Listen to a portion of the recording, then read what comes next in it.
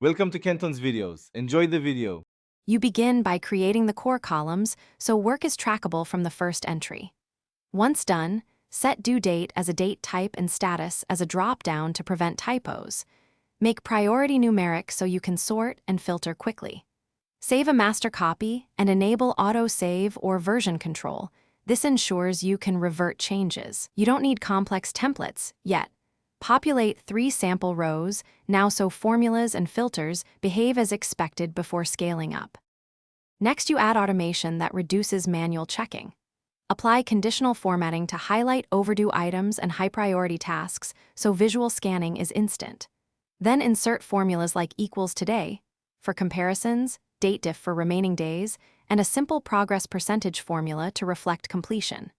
Once that's in place, create filtered views and a separate Kanban sheet using the status column. This gives you both list and board perspectives. Make sure filters update when new rows are added to keep views accurate. Finish by locking formula cells and protecting key ranges so collaborators don't break your logic. Document rules for status updates and set a weekly review cadence. Export filtered views or sync due dates with your calendar or Teams for reminders.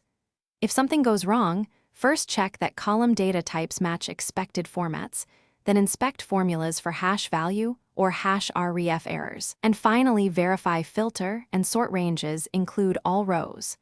If you still see issues, revert to the master copy and test changes on a duplicate.